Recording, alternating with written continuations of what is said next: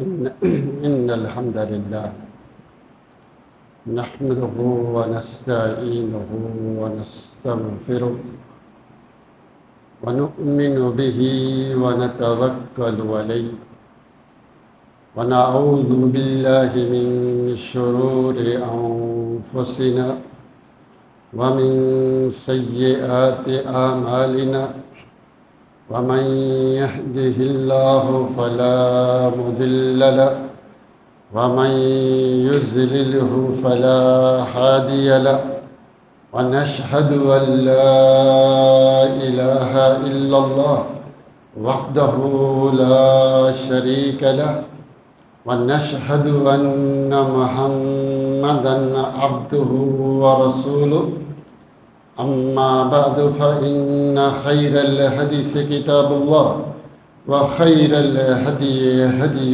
محمد صلى الله عليه وآله وسلم وشر الأمور محدثاتها وكل محدثة بدعة وكل بدعة ضلالة وكل ضلالة في النار.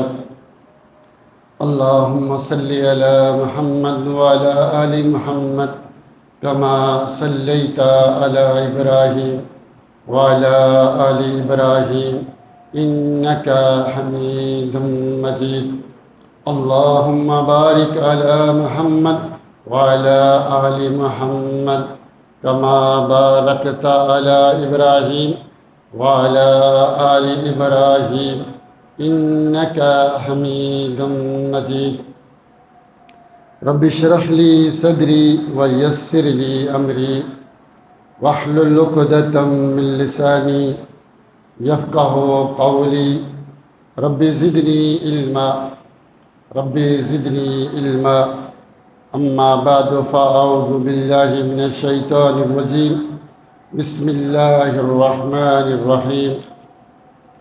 وَلَقَدْ خَلَقْنَا الْإِنسَانَ وَنَعْلَمُ مَا تُوَسْوِسُ بِهِ نَفْسُهُ وَنَحْنُ أَقْرَبُ إِلَيْهِ مِنْ حَبْلِ الْوَرِيدِ.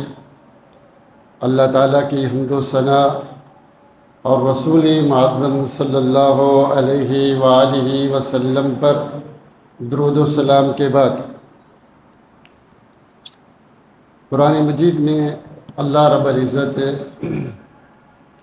سورہ کاف میں یہ بات ارشاد فرما رہے ہیں کہ نحن اقرب الیہ من حبل الورید، کہ ہم انسان کی شاہ رگ سے زیادہ قریب ہے.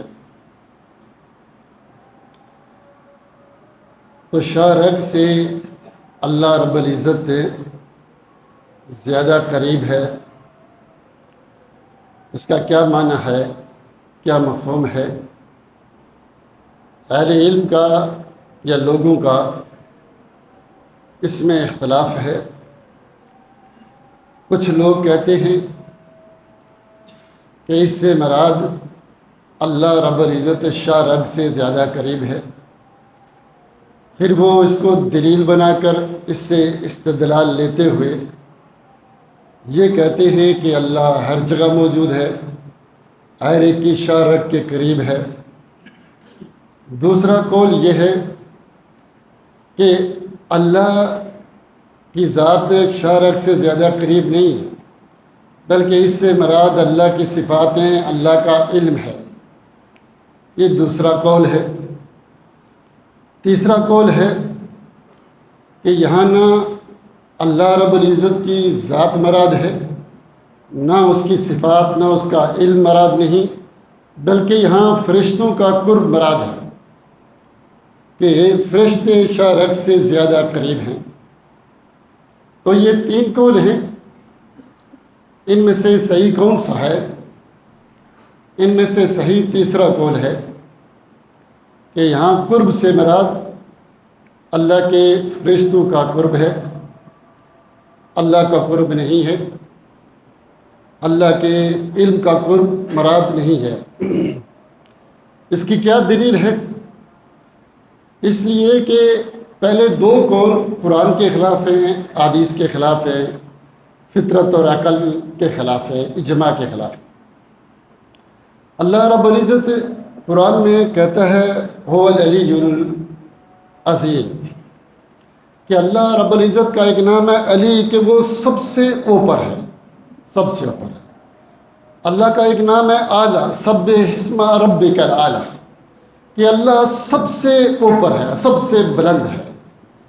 اللہ تعالیٰ کا ایک نام ہے الظاہر، اور ظاہر کا معنی صحیح مسلم میں حدیث ہے کہ اللہ کے رسول نے فرمایا کہ ظاہر کا معنی ہے لیس فوقہ شیء، اللہ کے اوپر کوئی چیز نہیں، اللہ ہر چیز سے اوپر ہے۔ اور پھر اللہ کہتا ہے الرحمن علی العرش استویٰ، کہ اللہ عرش سے اوپر ہے۔ استوا کا کیا معنی ہے؟ ابن ماجہ کی ایک صحیح حدیث ہے، البانی صاحب نے اس کو صحیح کہا۔ آپ نے فرمایا اذا استوت الشمس علی راسک دع الصلاۃ، جب سر کے اوپر سورج آ جائے تو نماز نہیں پڑھو، یعنی جب سورج طلوع ہو رہا ہو، غروب ہو رہا ہو، اور جب سورج تمہارے سر کے اوپر آ جائے تو نماز نہیں پڑھو۔ اب سورج میرے سر کے اوپر کیسے مستوی ہوا؟ اذا استوت الشمس علی راسک، جب سورج تیرے سر پر مستوی ہو جائے۔ سورج بہت بڑا، میرا سر بہت چھوٹا، میرے سر اور سورج کے درمیان بہت بڑی مسافت ہے، بہت بڑا فاصلہ ہے۔ تو اللہ رب العزت اس مخلوق سے بہت بڑا، عرش سے بڑا، اس عرش سے اوپر ہے، جدا ہے، جڑا ہوا نہیں۔ تو اللہ رب العزت اس مخلوق سے اوپر جڑا ہوا نہیں، اوپر بائن علی المخلوق، پردوں کے پیچھے، من وراء حجاب، پردوں کے پیچھے ہے، جیسے اس کو زیب دیتا ہے، ہر جگہ موجود نہیں۔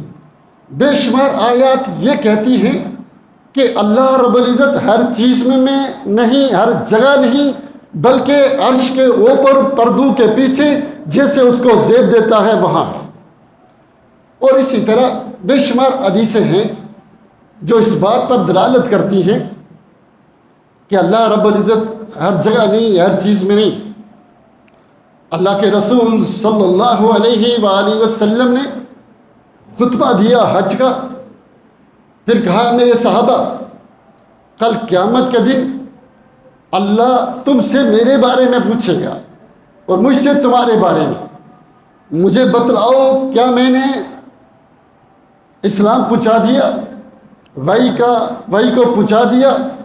سب نے کہا قد بلغت وادیت الامانہ، کہ آپ نے اسلام پہنچا دیا، وحی پہنچا دی، وہ امانت کا حق ادا کر دیا۔ پھر آپ نے اپنے سر کو اوپر کیا، آسمان کی طرف دیکھا، اور اپنی اس انگلی کو آسمان کی طرف اٹھایا اور کہا اللہ مشہد، اللہ مشہد، اللہ مشہد، اے اللہ تو گواہ ہے، میں نے اسلام کو بیچ دیا، پہنچا دیا، میں نے اسلام کو پہنچا دیا ہے۔ تو اللہ کے رسول صلی اللہ علیہ وسلم کا انگلی کو آسمان کی طرف اٹھا کر یہ کہنا کہ اے اللہ تو گواہ ہے، اس کا مطلب کہ اللہ اوپر ہے، ہر جگہ نہیں، ہر چیز میں نہیں۔ یہ بات صحیح نہیں۔ یہ صحیح بخاری کی حدیث، ایک اور صحیح مسلم کی حدیث ہے۔ ایک آدمی کی لوڈی تھی، وہ بکریاں چراتی تھی۔ ایک دن ایک بیڑیا آیا، اس کی بکری کو کھا گیا۔ جب اس کے مالک کو پتہ چلا، صحابی کو، تو اس کو غصہ آیا، اس نے تھپڑ مار دیا۔ اور پھر جب غصہ ٹھنڈا ہوا، اس نے سوچا میں نے غلط کیا، میں نے کیوں مارا؟ اللہ کے رسول صلی اللہ علیہ وسلم کے پاس آیا اور سارا واقعہ بتایا۔ آپ نے کہا اس کو بلاؤ۔ جب اس کو لے کر آیا تو اللہ کے رسول صلی اللہ علیہ وسلم نے اس عورت سے پوچھا، جو صحابی اس کے بدلے میں اس کو آزاد کرنا چاہتا تھا، تو آپ صلی اللہ علیہ وسلم نے اس سے پوچھا این اللہ، اللہ کہاں ہے؟ اس نے کہا فی السماء، اللہ اوپر ہے، سما اوپر، ہر جگہ نہیں۔ پھر آپ نے فرمایا من انا، میں کون ہوں؟ تو سورت نے کہا انت رسول اللہ، آپ اللہ کے رسول ہیں صلی اللہ علیہ وآلہ وسلم۔ تو آپ صلی اللہ علیہ وآلہ وسلم نے ارشاد فرمایا آتکھا فإنہا مومنہ، اس کو آزاد کرو یہ مومنہ ہے، اس کو آزاد کرو یہ مومنہ ہے۔ اس کا مطلب کیا ہے کہ جو یہ کہے اللہ اوپر ہے وہ مومن ہے، مومنہ ہے۔ اللہ کے رسول صلی اللہ علیہ وسلم کی بے شمار حدیثیں ہیں، ہم سجدے میں جاتے ہیں تو کیا بولتے ہیں؟ سبحان ربی الاعلیٰ، کہ میرا وہ رب سب سے اوپر ہے، ہر جگہ موجود نہیں۔ اور پھر انسان کی فطرت، آپ کو جب بھی کوئی پریشانی آئے، کوئی مصیبت آئے، تو آپ ایک دم آسمانوں کی طرف دیکھتے ہیں اور اپنے ہاتھوں کو اوپر اٹھاتے ہیں۔ اندر سے آپ کی فطرت کہتی ہے کہ وہ میرا رب اوپر ہے جو مشکلوں کو دور کرتا ہے، حاجتوں کو پورا کرتا ہے، ہر جگہ نہیں۔ کچھ لوگ ترکی کے ایک جگہ میں گئے، اناطولیہ میں، وہاں دیکھا کہ کچھ لوگ اللہ کو مانتے ہی نہیں، کسی مذہب کو نہیں مانتے، لیکن انہیں جب بھی کوئی پریشانی ہو، جب بھی کوئی مشکل ہو، تو وہ آسمانوں کی طرف دیکھتے ہیں اور ہاتھ اوپر کرتے ہیں۔ تو انہوں نے پوچھا یہ کیا کرتے ہو جب تم مذہب کو مانتے نہیں، اللہ کو مانتے نہیں؟ کہا پتہ نہیں اندر سے آواز آتی ہے اس لیے ایسا کرتے ہیں۔ وہ فطرت ہے جس پر انسان پیدا ہوا ہے۔ آپ نے جانوروں کو دیکھا ہوگا جو دیہاتوں میں رہتے ہیں، جنگلوں میں کتے ہوتے ہیں، بھیڑیے ہوتے ہیں، شیر، ان کو جب تکلیف ہوتی ہے وہ اپنی گردن اوپر کر کے ہو کرتے ہیں۔ ان کو بھی پتہ ہے ہمارا ایک رب ہے، وہ اوپر ہے، ہر جگہ نہیں ہے۔ انسان کی یہ فطرت بتاتی ہے، اور آپ صحابہ کا اجماع بھی ہے اس کے اوپر۔ عمر رضی اللہ تعالی عنہ ایک دفعہ اپنے ساتھیوں کے ساتھ کہیں جا رہے تھے، تو راستے میں ایک عورت نے ان کو بلایا، آپ اس طرف چلے گئے، ایک بوڑھی عورت تھی، کافی دیر رکے رہے۔ جب واپس آئے ایک آدمی نے کہا ابست رجالات قریش بسبب حاضر عجوزہ، قریش کے بڑے بڑے سرداروں کو آپ نے روکے رکھا اس بوڑھی عورت کی وجہ سے۔ تو آپ نے فرمایا ویحک اتدری من ہذی، وہ تجھے پتا ہے یہ کون عورت ہے؟ کہا نہیں۔ کہا یہ خولہ ہے جس کی آواز کو اللہ نے 7 آسمانوں کے اوپر سے سن لیا تھا۔ قد سمع اللہ قول التی تجادلک، قد سمع اللہ قول التی تجادلک وتشتکی الی اللہ، کہ اللہ نے 7 آسمانوں کے اوپر سے اس کی آواز کو سن لیا، میں کیسے نہ سنوں عمر اس کی آواز کو؟ تو صحابہ میں سے کسی نے نہیں کہا اللہ تو ہر جگہ موجود ہے، یہ آپ کیا کہہ رہے ہیں؟ ام المومنین زینب رضی اللہ تعالی عنہا کہتی ہیں، فخر کرتی تھی کہ زوجکن اہلیکن وزوجنی اللہ فوق 7 سماوات، تمہارے نکاح تمہارے گھر والوں نے کرائے، اور میرا نکاح اللہ نے 7 آسمانوں کے اوپر سے کرایا ہے، 7 آسمانوں کے اوپر سے کرایا۔ کسی نے نہیں کہا آپ یہ کیا کرتی ہیں، اللہ تو ہر جگہ موجود ہے۔ نہیں میرے بھائی، صحابہ کا عقیدہ تھا کہ اللہ اس مخلوق میں نہیں، اللہ اس سے اوپر ہے۔ اللہ نے جب اس مخلوق کو پیدا کیا تو اپنے آپ سے نہیں پیدا کیا، الگ سے پیدا کیا۔ یہ مخلوق اللہ کا حصہ نہیں، اللہ کا جز نہیں، الگ سے پیدا کیا، اپنے آپ سے نہیں بنایا۔ اور اس کو پیدا کرنے کے بعد اس کو اپنے اندر نہیں رکھا، نہ خود اس کے اندر گیا، بلکہ اس کو باہر رکھا، اور باہر بھی اپنے اوپر نہیں، سامنے نہیں، نیچے رکھا۔ اللہ سب سے اوپر، یہ مخلوق کے نیچے ہے۔ اللہ کی کوئی چیز مخلوق میں نہیں، مخلوق کی کوئی چیز اللہ میں نہیں۔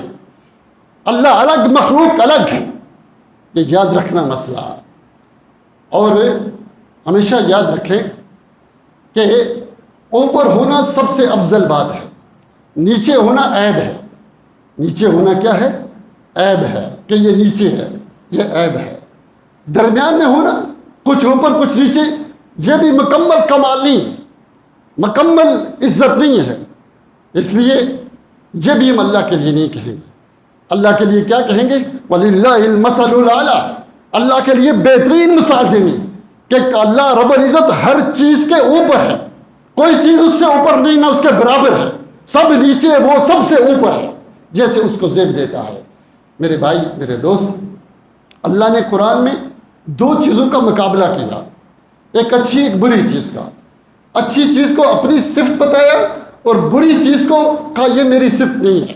مثلا اللہ نے کہا زندگی اور موت، حیات اور موت، اللہ نے موت کو کہا یہ میری صفت نہیں ہے کہ میں زندہ ہوں، هو الحی القیوم۔ اللہ نے کیا ثابت کیا؟ سننا اور نہ سننا، دیکھنا نہ دیکھنا، اور جاننا نہ جاننا، ٹھیک ہے، دھوکہ دینا نہ دھوکہ دینا۔ اللہ نے اپنے لیے کمالات کو ثابت کیا، عیوب کو نہیں۔ اللہ دیکھتا ہے، سنتا ہے، بات کرتا ہے، ٹھیک ہے، اللہ جانتا ہے، اللہ جاہل نہیں، اللہ بہرا گونگا اندھا نہیں۔ اللہ نے اپنی صفات جو کمال ثابت کی، اللہ نے اپنے لیے هو العلی العظیم، اپنے لیے علو کو ثابت کیا، سفل کو نہیں، نیچے ہونے کو نہیں۔ جب اللہ رب العزت دو چیزوں کا مقابلہ کر کے ایک کی نفی کرتا ہے، ایک کو اپنے لیے ثابت کرتا ہے، تو میرے بھائی اب دنیا کی کوئی دلیل اس بات پر دلالت نہیں کرتی کہ اللہ نیچے بھی ہے۔ جب اللہ نے کہہ دیا نا کہ اللہ سمیع ہے، بصیر ہے، متکلم ہے، بات کرتا ہے، جب اللہ نے کہہ دیا علیم ہے، زندہ ہے، اب کوئی آیات، کوئی حدیث، کوئی دلیل عقلی نقلی اس بات پر دلالت ہی نہیں کرتی کہ اللہ نیچے ہے، اللہ مرا ہوا ہے، اللہ سنتا نہیں، دیکھتا نہیں، جانتا نہیں، اللہ کو علم نہیں۔ دنیا کی کوئی دلیل اس پر دلالت کرتی نہیں۔ اس لیے اللہ نے اپنے لیے علو کو ثابت کیا، هو العلی العظیم، اللہ ہر چیز کے اوپر ہے، اوپر ہوتے ہوئے وہ کائنات کی ایک ایک چیز کو دیکھ رہا ہے، سن رہا ہے، وہ جانتا ہے، کوئی چیز اس سے غائب نہیں، پردوں کے پیچھے من ورائے حجاب وہ ہر چیز کو دیکھ رہا ہے جیسے اس کو زیب دیتا ہے۔ دیکھنے، سننے، جاننے کے لیے اس کو نیچے آنے کی، ہر جگہ جانے کی ضرورت نہیں ہے۔ میرے بھائی، میرے دوست، یہ ہر جگہ ہونا، ہر چیز میں ہونا، یہ عیب کی بات ہے، یہ سوء الادب ہے۔ کیا آپ نہیں جانتے کہ بیت اللہ کی عزت یہ نہیں ہے کہ وہ ہر گلی میں ہو، ہر گراؤنڈ میں ہو، ہر جگہ ہو، بلکہ بیت اللہ کی عزت یہ ہے کہ وہ مکہ میں ہو، سارے لوگ اس کی طرف منہ کر کے نماز پڑھیں، یہ بیت اللہ کی عزت ہے۔ بیت اللہ کی عزت یہ نہیں کہ وہ ہر گلی، ہر روڈ، ہر جگہ میں موجود ہو، یہ عیب ہے۔ اللہ رب العزت ساری یہ اس کا کمال ہے، ہر جگہ ہونا، ہر چیز میں ہونا، گندی جگہوں میں یہ کمال کی بات نہیں ہے، یہ کمال کی بات نہیں ہے۔ اس لیے میرے بھائیوں، یہ سوء استدلال ہے، بے ادبی ہے، جو لوگ یہ بات کہتے ہیں اللہ ہر چیز میں، ہر جگہ، یہ عقل اور نقل کے خلاف ہے۔ یہ یہودیوں کا طریقہ ہے۔ جب اللہ نے کہا میں یقرض اللہ قرضا حسنا، کون ہے جو مجھے قرض حسنا دیتا ہے، یعنی قرض دو، تو یہودیوں نے کہا اللہ ہم سے قرض مانگ رہا ہے، تو اللہ فقیر ہے، ہم غنی ہیں۔ ان اللہ فقیر ونحن اغنیاء، اللہ فقیر ہے، ہم غنی ہیں۔ یہ یہودیوں کا طریقہ استدلال ہے، اپنی مرضی کا استدلال کرنا۔ صحیح بات کیا ہے؟ جو معنی آپ کر رہے ہیں اس کے لیے یہ بات ضروری ہے کہ وہ معنی دوسری آیات کے خلاف نہ ہو، اور وہ معنی اللہ کی شان کے مطابق ہو، ورنہ وہ معنی غلط۔ یہ معنی سوٹ کرتا ہے کہ اللہ ہر چیز کے اوپر ہو، اوپر ہوتے ہوئے ہر چیز کو دیکھ رہا ہے، سن رہا ہے، ہر گلی میں ہونا، ہر چیز میں ہونا، یہ معنی بے شمار آیات کے خلاف ہے۔ پھر میرے بھائیوں، میرے دوستوں، آپ اگر قرآن کو پڑھیں گے، گھر جا کر پڑھ لینا سورہ کاف کو اور سورہ واقعہ کی، کہ اللہ رب العزت نے جب اس چیز کا ذکر کیا کہ نحن اقرب الیہ من حبل الورید، ہم شاہ رگ سے زیادہ قریب ہیں، سیاق کو پڑھیں گے تو آپ کو پتہ چلے گا کہ یہ اس وقت کا ذکر ہے جب انسان کے روح سے، جسم سے روح نکل رہی ہوتی، موت کے وقت کی بات ہو رہی ہے۔ اللہ اگلی آیات میں، یہ 16 نمبر آیات ہے، آگے 17 میں کیا اللہ کہتے ہیں؟ اذ یتلقی المتلقیان عن الیمین وعن الشمال قعید، کہ جب دائیں بائیں سے وہ فرشتے آتے ہیں، دائیں بائیں سے وہ فرشتے آتے ہیں، تو اس لیے میرے بھائی یہ موت کے وقت کا ذکر ہے۔ وَأَنْتُمْ وَإِذَا بَلَغَتِ الْحُلْقُومَ، جب روح جو حلق کو پہنچتی ہے، وَأَنْتُمْ حِينَئِذٍ تَنظُرُونَ، تم اس ٹائم دیکھ رہے ہوتے ہو کہ اس کی مر رہا ہے، نکل رہا ہے۔ نحن اقرب الیہ منکم ولکن لا تبصرون، لیکن تم نہیں دیکھتے۔ اب گھر جا کر سورہ واقعہ اور یہ ساری پڑھ لیے گا۔ ہاں، یہ سب جو ذکر ہے، جب فرشتے آ جاتے ہیں، اس آدمی کو نظر آنے شروع ہو جاتے ہیں، وہ کہتا ہے یا ایھا النفس المطمئنہ ارجعی الی ربک، اپنے رب کی طرف چل، یہ روح کے نکلنے کی بات ہے۔ اور یہ قرب کس کا ہے؟ فرشتوں کا ہے، کہ فرشتے اس وقت روح نکالتے ہیں۔ یہ قرآن کا سیاق آگے پیچھے پڑھیں گے آپ کو معنی سمجھ میں آ جائے گا۔ اور پھر اللہ رب العزت نے جب یہ بات کہی قرآن میں، تو آپ فلولا اذا بلغت الحلقوم وانتم حینئذ تنظرون ونحن اقرب الیہ منکم ولکن لا تبصرون، کہ جب روح نکلتی ہے، اللہ کہتے ہیں کہ جب روح فلولا اذا بلغت الحلقوم، حلق کو پوچھ کے روح، وانتم حینئذ تنظرون، دیکھ رہے ہو کہ مر رہا ہے، ونحن اقرب الیہ منکم، ہم تم سے زیادہ اس کے قریب ہیں، ولکن لا تبصرون، لیکن تمہیں نظر نہیں آتا۔ اگر اللہ کا مراد ہے، یہاں مراد اللہ کا قرب مراد ہے، اللہ کے علم کا مراد، تو اللہ کو کوئی اس دنیا میں دیکھ ہی نہیں سکتا، اللہ تعالیٰ کو کوئی اس دنیا میں دیکھ ہی نہیں سکتا۔ یاد رکھنا، صحیح مسلم کی حدیث ہے، لن یرا احدکم ربہ حتی یموت، تم میں سے کوئی شخص اپنے رب کو مرنے سے پہلے دیکھ نہیں سکتا۔ اس موسیٰ علیہ السلام نے نہیں دیکھا، نبی صلی اللہ علیہ وسلم نے معراج میں نہیں دیکھا، کسی فرشتے جبریل نے نہیں دیکھا۔ ہاں، جنت میں دیکھیں گے، مرنے کے بعد دیکھیں گے، اس دنیا میں نہیں۔ ابھی وہ زندہ ہے، مرا نہیں، روح نکل رہی ہے۔ اللہ کہتا ہے کہ تمہیں نظر نہیں آتا۔ ہاں، یہاں مراد وہ فرشتے ہیں جو ہمیں نظر نہیں آتے، اللہ مراد نہیں ہے، چونکہ اللہ اس کو بھی نظر نہیں آتا ہے۔ اللہ کا علم تو وہ نظر آنے والی چیز ہی نہیں ہے کہ یہاں علم مراد ہو، علم بھی مراد نہیں، اللہ بھی نہیں، یہاں کیا رب کے فرشتے، کہ وہ دیکھ رہا ہے، اب اس کو فرشتے نظر آ رہے ہیں، پوچھ کہہ رہے ہیں یا ایھا النفس المطمئنہ، جو بھی ہے اس کو بات کر رہے ہیں، اس کو نظر آ رہے ہیں۔ تو یہاں کس کا روح نکلنے مراد ہے؟ فرشتوں کا قرب مراد ہے، اللہ رب العزت کا قرب مراد نہیں ہے۔ قرآن میں اللہ رب العزت جب کوئی کام خود کرتا ہے تو اس کے لیے مفرد کا لفظ استعمال کرتا ہے، ٹھیک ہے؟ اور جب کوئی کام مخلوق سے کراتا ہے تو اس کے لیے جمع کا لفظ استعمال کرتا ہے، جمع کا۔ جیسے اللہ قرآن میں کہتا ہے نحن نقص علیک احسن القصص، ہم آپ کے اوپر بہترین قصے بیان کرتے ہیں۔ یا نحن کا لفظ آیا ہے چونکہ اللہ جبریل کو بھیجتا ہے، فرشتوں کو بھیجتا ہے، وہ نبی صلی اللہ علیہ وسلم پر وحی کرتے ہیں، اللہ ڈائریکٹ بات نہیں کرتا، ٹھیک ہے، ہر وقت۔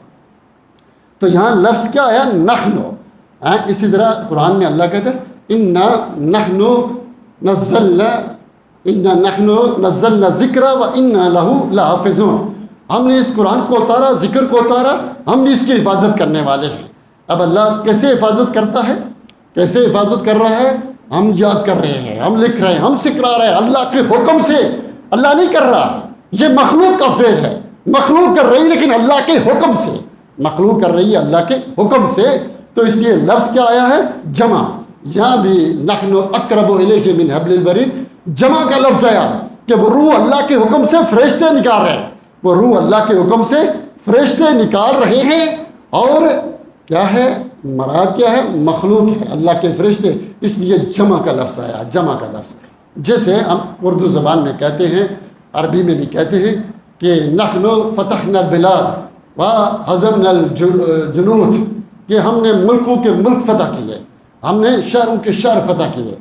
اور وہ اسی کمرے سے باہر ہی نہیں نکلتا، وزیر اعظم، صدر، جنرل، کون کر رہا ہے؟ اس کی فوجیں اس کے حکم سے ملک فتح کر رہی ہیں، علاقے فتح کر رہی ہیں، وہ کہتا ہے ہم نے فتح کیے، حالانکہ وہ تو گیا ہی نہیں، یہاں اسی کمرے میں بیٹھا ہوا ہے، فوجیں لڑ رہی ہیں، اس کے حکم سے لڑ رہی ہیں، اور کیا کہہ رہا ہے؟ ہم نے فتح کیا فلاں ملک، ہمارے ہیں۔ تو یہ اہم ایک اردو میں بھی ہر زبان میں مثال دی جاتی ہے، جب اللہ مخلوق سے کوئی کام کراتا ہے تو جمع کا لفظ استعمال کرتا ہے۔ تو یہاں چونکہ یہ کام فرشتوں کا ہے، کس کا ہے؟ فرشتوں کا ہے، اس لیے اللہ نے جمع کا لفظ استعمال کیا کہ نحن اقرب الیہ من حبل الورید۔ تو یہاں مراد فرشتوں کا قرب ہے، اللہ کا قرب مراد نہیں۔ دیکھیے حدیث میں آتا ہے کہ اذا اللہ فرشتوں کو کہتا ہے اذا ہم العبد بحسنہ فاکتبوا لها حسنہ فإن لم یعملها، جب بندہ کوئی نیکی کا ارادہ کرے تو تم اس کو ایک نیکی لکھ دو اگر وہ عمل نہ بھی کرے. یعنی فرشتوں کو اس وسوسوں کا پتہ ہے کیا کر رہے ہیں، بندہ کیا کر. فرشتے تو فرشتے ہیں. حدیث میں آتا ہے ان الشیطان یجری مجرى الدم، کہ شیطان انسان کے خون میں چلتا ہے، خون دل میں چلتا ہے، وہاں جا کر یہ وسوسے ڈالتا ہے شیطان. یہ برے وسوسے، اس کے مقابلے کے لیے فرشتے اچھے وسوسے ڈالتے ہیں. مقابلہ ہے. تو یہاں قرب سے مراد قرب کیا ہے؟ ملائکہ ہے. اور پھر یاد رکھنا کہ اللہ قریب ہے. اللہ کا ایک نام ہے انی قریب، اذا سالک عبادی انی فانی قریب. اللہ قریب ہوتا ہے.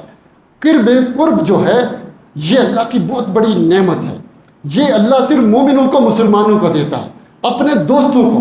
کافروں کے لیے نہیں، منافقوں کے لیے نہیں، مشرکوں کے لیے نہیں، شیطانوں کے لیے نہیں. اور روح تو سب کی نکلتی ہے، روح تو سب کی نکلتی ہے. اور روح جب سب کی نکلتی ہے تو یہاں قرب سے مراد کیا ہے؟ رب کے فرشتوں کا قرب مراد ہے، اللہ کا نہیں. چونکہ اللہ کا قرب کافروں کے لیے نہیں، کافروں کے لیے دوری ہے. فَبُعْدٌ لِّلْقَوْمِ الظَّالِمِينَ، ظالموں کے لیے دوری ہے، ظالموں کے لیے دوری ہے. کافروں، منافقوں، مشرکوں کے لیے اللہ کا قرب نہیں، ان کے لیے کیا؟ لعنت ہے، دوری ہے. سمجھ آئی بات؟ قرب مسلمانوں کے لیے، مومنوں کے لیے، اچھے لوگوں کے لیے ہے. تو یہاں مراد وہ قرب نہیں ہے اللہ کا قرب، بلکہ یہاں کون سا قرب ہے؟ کس کا قرب مراد ہے؟ فرشتوں کا قرب مراد ہے اس آیات میں. میرے بھائیو، اللہ قریب ہوتا ہے، بندے بھی اللہ کے قریب ہوتے ہیں. اللہ بندوں کے قریب، بندہ اللہ کے قریب ہوتے ہیں. کیسے قریب ہوتے ہیں؟ بندے اللہ کے قریب ہوتے ہیں عبادت کر کے، ایمان لا کر. جیسے اللہ قرآن میں کہتا ہے وَاسْجُدْ وَاقْتَرِب، سجدے کرو اللہ کے قریب ہو جاؤ، سجدے کرو اللہ کے قریب ہو جاؤ. اقرب ما یکون العبد الی ربہ وہو ساجد، بندہ اللہ کے سب سے زیادہ قریب کب ہوتا ہے؟ جب وہ سجدے میں ہوتا ہے. سب سے زیادہ جھکا، یعنی اپنی انسان کے اس جسم میں سب سے عزت والی جگہ کیا ہے؟ چہرہ. سب سے عزت والی جگہ کیا ہے؟ چہرہ. اس چہرے کو اس نے کہاں رکھ دیا؟ کہاں رکھا جی؟ زمین پر. ناک کو وہاں رکھا، پچھلا حصہ اوپر. عجیب نمونہ، یعنی عاجزی کی ایک آخری حالت. اس نے اپنے آپ کو جو ہی اتنا عاجز بنایا، اللہ کے سب سے زیادہ قریب ہو گیا. من تواضع للہ رفع اللہ، جو اللہ کے لیے جھکا اللہ اس کو اٹھاتا ہے. اس نے اپنے آپ کو کوئی کہا میرا کوئی تکبر، کوئی غرور نہیں، عاجز، اللہ کے قریب تر ہوا میں اللہ کے. تو بندہ لا یزال العبد یتقرب الی اللہ بالنوافل، نفل پڑھ پڑھ کر وہ اللہ کے قریب ہوتا رہتا ہے. یعنی بندہ عبادت کر کے اللہ کے قریب. حدیث میں آتا ہے صحیح قریب الی اللہ، قریب الی الجنہ، قریب الی الناس. صحیح اللہ کے قریب، صحیح جنت کے قریب، لوگوں کے قریب. کیسے قریب ہوا صحیح اللہ کے؟ پیسہ دے کر، صدقہ کر کے، عبادت کر کے. تو بندہ بھائی ادھر ہوائی جہاز میں بیٹھ کے اوپر جا کر قریب نہیں ہوتا. بندہ کیسے قریب ہوتا ہے؟ اللہ کی عبادت کر کے، ایمان لا کر. اور اللہ کیسے قریب ہوتا ہے؟ جیسے اس کو زیب دیتا ہے، جیسے اس کو زیب دیتا ہے. لیکن معنی کیسے ہے؟ کہ اللہ اس سے راضی ہو جاتا ہے، اللہ اس سے خوش ہو جاتا ہے. جب اس سے راضی ہوتا ہے، جب راضی ہوتا ہے تو کیا ہوتا ہے؟ کہ اللہ اس کو برائیاں چھوڑنے کی توفیق دیتا ہے اور نیکیاں کرنے کی توفیق دیتا ہے. برائیاں چھوڑنے کی، نیکیاں کرنے کی توفیق دیتا ہے. فجر کی نماز پڑھنی اس کے لیے آسان ہو گیا، چرس بھانگن، شراب چھوڑنی اس کے لیے آسان ہے. اور جس کو وہ توفیق نہ دے وہ کبھی تہجد نہیں پڑھ سکتا، پہلی صف میں نہیں پڑھ سکتا. جس بندے کو یہ توفیق مل رہی ہے کہ میں اللہ کے حکموں پر عمل کر رہا ہوں، اللہ کے حکموں پر برائیاں چھوڑ رہا ہوں، میرے لیے آسان ہے، اللہ گویا کہ اس سے راضی ہے. تم دیکھنا چاہتے ہو میرا ایمان کیسا ہے، کم ہے، زیادہ ہے، اللہ راضی ہے، ناراض ہے؟ اپنے اعمال کو دیکھو. میرا علم، قرآن کو پڑھتا ہوں نہیں پڑھتا، مجھے مولوی برے لگتے ہیں، اسلام برا لگتا ہے، ناچنا گانا اچھا لگتا ہے. کیا اچھا لگتا ہے؟ شیطان کے قریب، اللہ کے قریب. میرے بھائی، میرے دوست، اللہ کے قریب بندہ اللہ کے قریب ہوتا ہے اس کی عبادت کر کے، دعائیں کر کے، ایمان لا کر، توکل. اور اللہ بندے کے قریب کہ اس کو عبادت کی توفیق دیتا ہے. نبی صلی اللہ علیہ وسلم کی اللہ نے سب سے بڑی شان کیا بات کی؟ کہ یہ میرا بندہ ہے. ہر جگہ یہ ذکر کیا، یہ میرا بندہ. سبحان الذی اسری بعبدہ، ہر جگہ یہ ذکر کیا میرا بندہ. بندہ کون ہوتا ہے؟ عبد شکور کون ہے؟ کہ بہت زیادہ اللہ کی عبادت اور اللہ کی توفیق کے بغیر کوئی یہ کام نہیں کر سکتا. اللہ نے توفیق دی، اللہ کے رسول سے اللہ راضی ہوا تو اور زیادہ عبادت کی توفیق دی. کچھ لوگ کہتے ہیں دنیا حاصل کرنے کے لیے، اللہ کا قرب جنت کے لیے نہیں، وہ دنیا کے لیے نمازیں روزے زکاتیں صدقہ خیرات کرتے ہیں، یار یہ مشکل دور ہو جائے، یہ ٹھیک ہے، یہ بات بھی ٹھیک ہے، لیکن اصل نیت کیا کیا کرو کہ میرا رب مجھ سے راضی ہو جائے، میرا رب مجھ سے راضی ہو جائے، ورنہ وہ کام نہیں ہوا اللہ کی حکمت کے تحت۔ کہتے ہیں یار اللہ سنتا ہی نہیں، پر بعد بھی کہتے ہیں اللہ ہے ہی نہیں، مجھے یقین ہی نہیں اللہ ہے، دعائیں نہیں سنتا۔ تم نے دعائیں اللہ کو راضی کرنے کے لیے مانگی نہیں، تو نے تو فلانی لڑکی سے شادی یا نوکری کے لیے دعائیں کی ہیں۔ اور میرے بھائی ٹھیک ہے یہ اصول، لیکن اصل نیت کیا رکھو کہ میرا رب مجھ سے راضی ہو۔ اب دیکھیے نا، زندگی میں ہماری دو ہی حالتیں ہیں، تیسری نہیں۔ پہلی حالت کیا ہم اوپر جا رہے ہیں، خوشیاں نعمتیں مل رہی ہیں، عروج، یا پھر نیچے آ رہے ہیں زوال کی طرف۔ اوپر جانا نیچے جانا یہ میرے اور آپ کے ہاتھ میں نہیں ہے، یہ رب العالمین کے ہاتھ میں ہے۔ لیکن دیکھنا جو ہے وہ یہ ہے کہ میں اوپر جاتے ہوئے اسلام پر ہوں کہ نہیں، نیچے آتے ہوئے اسلام پر ہوں کہ نہیں، بس دیکھنا یہ ہے۔ اوپر جا رہا ہوں، اللہ کی نعمتوں کا شکر ادا کر رہا ہوں، یا اور تکبر کر رہا ہوں، غرور کر رہا ہوں کہ میں اس قابل تھا، مجھے اللہ نے دیا ہے، یا کہیں میں نہیں تھا، یہ اللہ کا فضل اور نعمت ہے، میں اور شکر کروں کہ اللہ دے۔ ٹھیک ہے، نعمتیں ہیں، آسانیاں ہیں، تو شکر ہے کہ نہیں؟ اور اگر پریشانیاں آ گئیں تو صبر اور استغفار ہے کہ نہیں؟ چونکہ اگر گناہوں کی وجہ سے نیچے جا رہے ہیں، پریشانیاں ہیں، تو شاید پھر استغفار کریں، استغفار کریں، اور اللہ کی آزمائش ہے، صبر کریں۔ صبر کرنے والوں کے بھی اللہ ساتھ ہے، استغفار کرنے والوں کے بھی ساتھ، شکر کرنے والوں کے بھی ساتھ۔ لیکن اللہ کہاں ہے؟ اللہ عرش عظیم کے اوپر ہے، ہر جگہ ہر چیز میں نہیں۔ اللہ ہمارے قریب ہے، قریب کا مطلب نہیں میرے اندر، یہ نہیں، اللہ اوپر ہوتے ہوئے قریب ہم سے راضی ہوتا ہے، خوش ہوتا ہے، پھر ہمیں توفیق دیتا ہے شکر کرنے کی، صبر کرنے کی، استغفار کرنے کی، اللہ سے مطمئن ہونے کی۔ یقین آتا ہے، اتنا یقین کہ جو لوگ آگ میں کود جاتے ہیں، تلواروں کے سامنے کھڑے ہو جاتے ہیں، ان کو یقین ہی تو ہوتا ہے۔ اس میں حدیث میں آتا ہے نا کہ اس نے ایمان کی حلاوت کو پا لیا، مٹھاس کو پا لیا۔ کس نے؟ جس کو اسلام اتنا اچھا لگ جائے کہ اس کو اسلام چھوڑنا اتنا مشکل ہو کہ آگ میں چلا جانا پسند کر لے، لیکن اسلام چھوڑنا اس کا پسند نہ۔ میرے بھائیو ٹائم ہو گیا ہے، میرا موضوع کافی لمبا تھا، موضوع تھا، میں نے بڑا زور لگا کر گچ مچ کر کے تو میں نے آپ کے سامنے شارٹ کٹ کچھ باتیں کی ہیں۔ توحید سیکھیں، عقیدہ سیکھیں، اس کے بغیر کچھ بھی نہیں ہے، اس کو سیکھیں۔ جو بات سمجھ نہیں آئی تو پوچھ لیں، بڑی تفصیلی باتیں ہیں جو پوچھنے والی ہیں، لیکن وقت نہیں ہے، یہ 2-3 جمعوں میں یہ بات ہوتی تو پھر تفصیل سے سمجھ آتی۔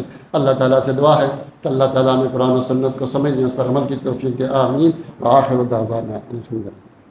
ان الحمد للہ نحمده ونستعینه ونستغفره ونؤمن به ونتوکل علیہ ونعوذ باللہ من شرور انفسنا ومن سیئات اعمالنا ومن يهده الله فلا مضل له ومن يضلله فلا هادي له ونشهد ان لا اله الا الله وحده لا شريك له ونشهد ان محمدا عبده ورسوله اما بعد فان خير الحديث كتاب الله وخير الهدي هدي محمد صلی اللہ علیہ وآلہ وسلم وشر الامور محدثاتها وكل محدثة بدعة وكل بدعة ضلالة وكل ضلالة في النار۔ حضرات، میرے سارے جمعے کا خلاصہ یہ ہے میرے بھائیوں، میرے دوستوں، کہ ہر نبی نے آنے سے پہلے، ہر نبی اور نبیوں کے جو وارث ہیں وہ بھی، اور ہر مسلمان کا یہ حق بنتا ہے کہ سب سے پہلے وہ عقیدہ توحید سیکھے، عقیدہ۔ اور وہ عقیدہ جو ہے کہاں ملے گا ہمیں؟ وہ توحید کہاں ملے گی؟ قرآن اور صحیح حدیث میں، قرآن اور صحیح حدیث میں۔ یقین مانیے کہ اگر آپ یہ پڑھیں، بہت سارے لوگ کہتے ہیں یار وہ مشکل ہے، سمجھ نہیں آتا۔ ہاں 2-4 جگہیں ہوں گی، 5% وہ کسی عالم کے پاس بیٹھ کر سمجھ لیں جو سمجھ نہیں آتا۔ کچھ مخصوص جگہیں ہوں گی جہاں آپ کی بات سمجھ نہیں آ رہی۔ باقی زیادہ تر قرآن تو 90%، 95% تو ہر آدمی سمجھ لیتا ہے پڑھ کر، کہ یہ نیکی ہے، برائی ہے، یہ ہے، ہر آدمی سمجھ لیتا ہے۔ 5-10% اگر کہیں نہیں سمجھ آتا تو کسی عالم سے بیٹھ کر پڑھ لیں۔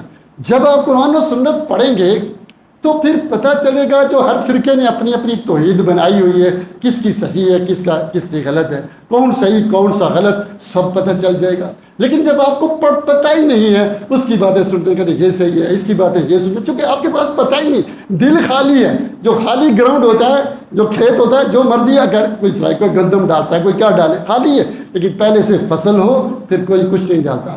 اگر آپ نے قرآن پڑھا ہوا ہو، حدیث پڑھیں، کوئی آپ کو گمراہ نہیں کر سکتا۔ آپ کہیں یہ غلط صحیح، یہ آپ غلط صحیح۔ میرے بھائیوں، میرے دوستوں، میرا اور آپ کا قصور کیا ہے؟ نہ ہم خود پڑھتے ہیں، نہ اپنے بچوں کو پڑھاتے ہیں، نہ اولادوں کو قرآن نہیں پڑھاتے۔ کم از کم سادہ ترجمہ ہی پڑھا دیں۔ 6 مہینے سال میں آپ کے بچے پڑھ لیں گے۔ کسی قاری کو، کسی حافظ کو جس کو ترجمہ آتا ہے گھر میں لگا لیں، اتنے قرآن اس کو آ جائے گا۔ کیوں اس سے بہرے گونگے بندے بنے ہوئے ہم لوگ؟ میرے بھائی، میرے دوست، یہ میری ساری بات ہے۔ جب آپ کو پتہ چل جائے گا تو میں نے جتنی باتیں کی، آیتیں حدیثیں، ان کے سامنے وقت کی کمی کی وجہ سے تفصیل نہیں بیان کر سکا۔ سب آیتیں اور حدیثیں، میری کوئی رائے نہیں، نہ فلانے بزرگ کی رائے، یہاں میں نے کچھ بھی نہیں رکھا۔ یہ سب آیات ہیں، حدیثیں ہیں، صحابہ کا اجماع ہے جس پر، وہ آپ کے سامنے رکھا ہے۔ میں امید کروں گا آپ سے کہ آپ ہر شخص خود بھی اور اپنے بچوں کو، گھر والوں کو قرآن و سنت کو پڑھائے۔ اللہ تعالیٰ سے دعا ہے، ایک ساتھی نے دعا کے لیے کہا ہے کہ متا کے لیے دعا کیجیے، وہ بیمار ہیں، اللہ تعالیٰ ان کو شفائے کاملہ عاجلہ نصیب فرمائے۔ جتنے بھی بیمار ہیں، اللہ سب مسلمان جو جتنے بھی بیمار ہیں، اللہ سب کو شفائے کاملہ عاجلہ نصیب فرمائے۔ جو بھی مومن اور مسلمان کسی بھی پریشانی مصیبت میں ہے، اللہ سب کی پریشانیوں کو دور کرے۔ جو ہمارے مسلمان بھائی کہیں بھی کسی بھی مصیبت میں ہیں اور جو فوت ہو گئے ہیں، اللہ سب کی مغفرت کرے، سب کو جنت الفردوس الاعلیٰ میں جگہ دے، اور اللہ سب کو کیا کر دے، دلوں کو جوڑ دے۔ یہ بغض، یہ حسد، یہ نفرت، یہ جھوٹ، اللہ ہمیں اس سے بچائے، اللہ ہمیں حرام سے بچائے۔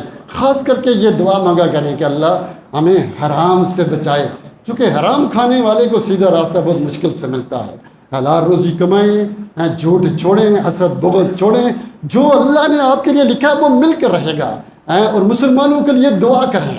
یہ بیچارے جو مختلف فرقوں میں، جماعتوں میں، تنظیموں میں، گروہ میں تقسیم ہیں، ایک دوسرے سے حسد بغض نفرت، بیچارے جاہل ہیں، پتہ نہیں، قرآن و سنت پڑھا نہیں، ان کے لیڈر ان کو گمراہ کر رہے ہیں۔ ان کے لیے دعا کرتے ہیں، اللہ ان سب کے دلوں کو جوڑ دے، اللہ ہمارے حکمرانوں کو اسلام پر چلنے کی توفیق دے، اللہ ان کو قرآن و سنت پر چلنے کی توفیق دے، اللہ مسلمانوں کو اطاعت اور اتفاق عطا کر، اللہ ان کو سب کو اسلام پر جمع کر دے۔